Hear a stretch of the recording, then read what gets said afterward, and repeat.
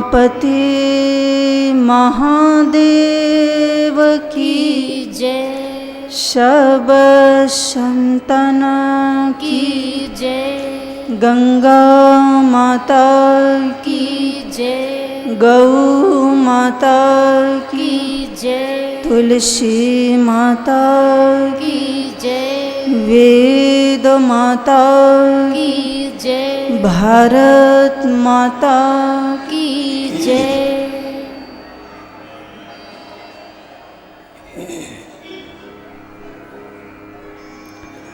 अनंत कोटि ब्रह्मांड नायिका परत पर ब्रह्म परमेश्वरी माँ भगवती जगदम्बा की मंगलमयी करुणा कृपा से आज हम सभी 7 दिवसीय श्रीमद् देवी भागवत कथा अमृत का रसास्वादन करने जा रहे हैं। माँ भगवती जगदम्बा की ये अतिशय करुणा कृपा का ही फल है जब हम सबकी बुद्धि, हम सबका मन, हम सबकी इंद्रियां जब सत्कर्मों में और सत्संग श्रवण में प्रवृत्त होती है। यूं तो संसार में सबको सब कुछ प्राप्त हो ही जाता है, संसार के समस्त लौकिक सुख सुलभ हो जाता है व्यक्ति को, लेकिन जहाँ गोस्वामी तुलसीदास जी ने कहा कि संत समागम हरि कथा तुलसी दुर्लभ दोए, संसार में सब सुख सुलभ है लेकिन ये 2 सुख ये सुलभ नहीं है, दुर्लभ है। कौन सा सुख?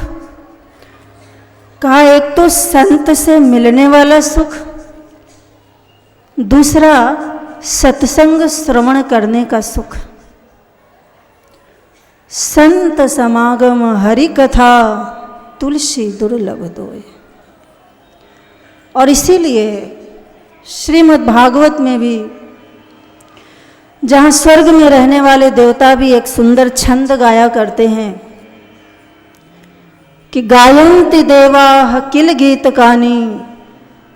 स्वर्ग में रहने वाले देवता गीत गा रहे हैं, किसके? हमारे और आपके भाग्य की।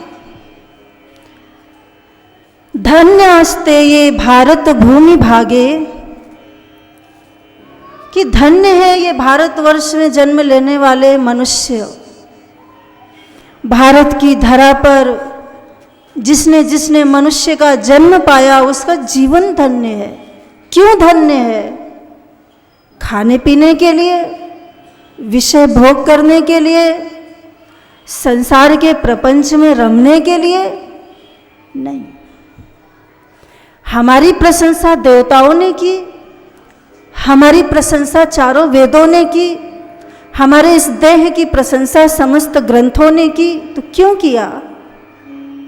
धन्यास्ते ये भारत भूमि भागे, क्योंकि धन्य है ये मनुष्य जो निरंतर भगवत सेवा में और भगवत सत्कर्म में लगा रहता है, उनका जीवन धन्य रहता है।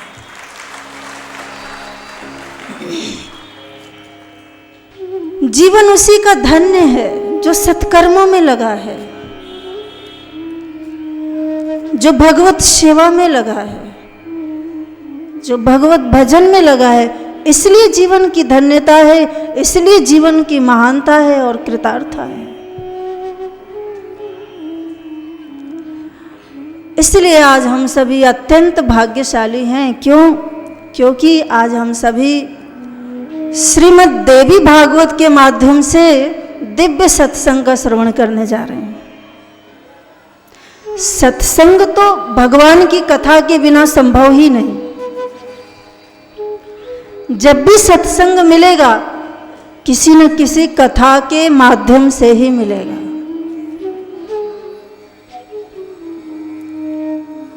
बिनु सत्संग विवेक न होई, लेकिन कैसे? राम कृपा बिनु सुलभ न सोई। तो राम कथा के माध्यम से बिनु सत्संग न हरि कथा, तेहि बिनु मोह न भाग, और मोह गए बिनु राम पद, हो ही न दृढ़ अनुराग। जब तक हरि कथा न हो तब तक जीवन में सत्संग का लाभ ही नहीं मिलता। तो हरि कथा माध्यम है, श्रीमद् भागवत माध्यम है, शिव महापुराण माध्यम है, श्रीमद् देवी भागवत माध्यम है सत्संग के लिए। क्योंकि प्रत्येक पुराणों में क्या भरा है? विवेक, भक्ति, वैराग्य, भगवान की महिमा, मां भगवती की महिमा। इसलिए महर्षि वेदव्यास जी द्वारा रचित श्रीमद् देवी भागवत महापुराण जो है वो अपने आप में अत्यंत ही बड़ा अद्भुत और बड़ा ही अनुपम शास्त्र है, श्रीमद् देवी भागवत महापुराण, जो मनुष्य के समस्त पाप ताप संताप को नष्ट करती है और परमात्मा की चरणों में हमें प्रीति और भक्ति प्रदान करती है ये कथा। और देवी भागवत जिसमें विशेषतः माँ भगवती की महिमा, माँ जगदम्बा की महिमा का विस्तार किया गया है, माँ की शक्तियों का वर्णन है, माँ के ऐश्वर्य का वर्णन है, माँ की भक्ति का वर्णन है, माँ का स्वभाव कैसा है, माँ का स्वरूप कैसा है, इसी का विस्तार है देवी भागवत। और आप सभी जानते हैं कि माँ भगवती ने जब अवतार लिया तो माँ ने अवतार लेकर के महिषासुर का संहार किया। ये कथा तो आप सभी जानते हैं और आगे सुनेंगे भी कि माँ ने किस प्रकार से महिषासुर का संहार किया, माँ भगवती ने किस प्रकार से शुंभ निशुंभ का संहार किया, मधुकैटभ का संहार किया, और फिर जब इन राक्षसों का अंत किया तो देवता परम सुखी हुए। स्थूल दृष्टि से अगर हम देखें तो माँ भगवती ने उस समय उस काल में महिषासुर का संहार कर दिया, मधुकैटभ मारा गया, शुंभ निशुंभ मारा गया। लेकिन अगर हम सूक्ष्म दृष्टि से देखें तो महिषासुर आज भी कहीं ना कहीं जीवित है। उस काल में तो मां ने साक्षात अवतार लेकर, काली का अवतार लेकर, दुर्गा का अवतार लेकर के उनका संहार किया। लेकिन अगर आज वर्तमान के समय में अगर हम देखें तो आज भी कहीं ना कहीं महिषासुर है, आज भी कहीं ना कहीं शुंभ निशुंभ है, आज भी कहीं ना कहीं रक्त बीज है। तो आप कहेंगे कि हमें दिखाई तो नहीं पड़ते, कहाँ है महिषासुर, कहाँ है शुंभ निशुंभ? जिसके बड़े बड़े दांत हो, बड़े बड़े बाल हो, भयानक रूप हो, क्या वही महिषासुर है? आज भी महिषासुर समाज में है लेकिन दिखाई नहीं पड़ते। क्यों? क्योंकि बाहर नहीं है। फिर कहाँ है? बोले कहीं बाहर नहीं, वो आपके ही भीतर छिपे हुए हैं।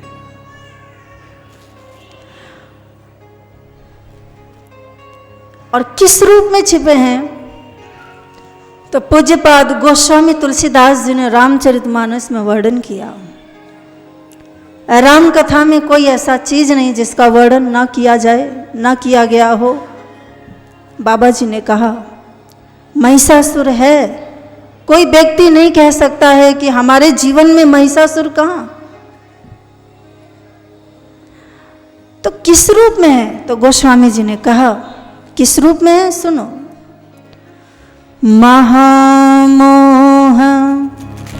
महिषेषु विशाला महामोह महिषेषु विशाला महामोह महिषेषु विशाला महामोह महिषेषु विशाला महामोह महिषेषु विशाला महामोह महिषेषु विशाला राम कथा कालिका कराला राम कथा कालिका कराला राम कथा कालिका कराला राम कथा कालिका कराला महामोह महिषेषु विशाला महामोह सभी गाइए। महिषेषु विशाला आपको पता हो जाए कि ये महिषासुर कौन है।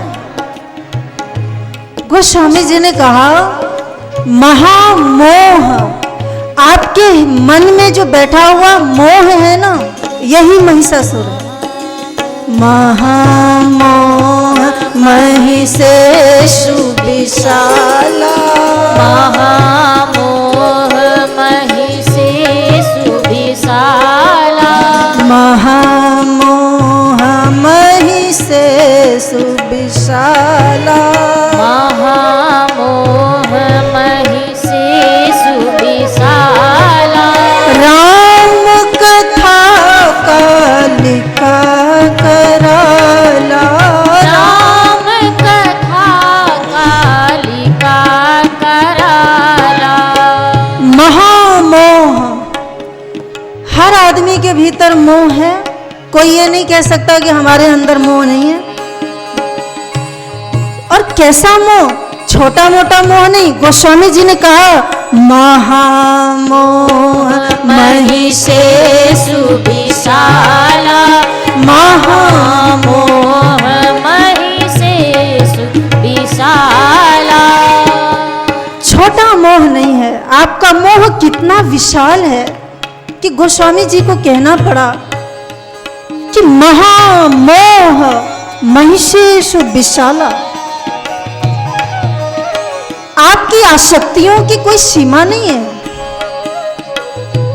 आपकी ममता की कोई दायरा नहीं है। कहां कहां आपकी आसक्तियां संसार में है, कहां कहां आपका मोह संसार में है। ये मेरा है, वो मेरा है, ये मेरा है, ये मेरा मेरा मेरा, बस यही महिषासुर है, यही महिषासुर है। और जब तक मोह का महिषासुर, ये आपकी आसक्तियां जब तक आपके मन में बैठी हैं, तब तक आपके जीवन में न शांति है, न सुख है, न आनंद है। हर आदमी यहां दुखी है संसार में। कोई आदमी ऐसा नहीं कह सकता कि हम पूर्ण रूपेण सुखी हैं। हर आदमी की शिकायत कि हमारे जीवन में बड़ी अशांति है, हमारे घर में बड़ी अशांति है, हमारे मन में बड़ी अशांति है। क्यों है ये अशांति? क्योंकि आपके मन में जब तक आसक्ति का राक्षस बैठा है, तब तक शांति जीवन में कैसे आएगी?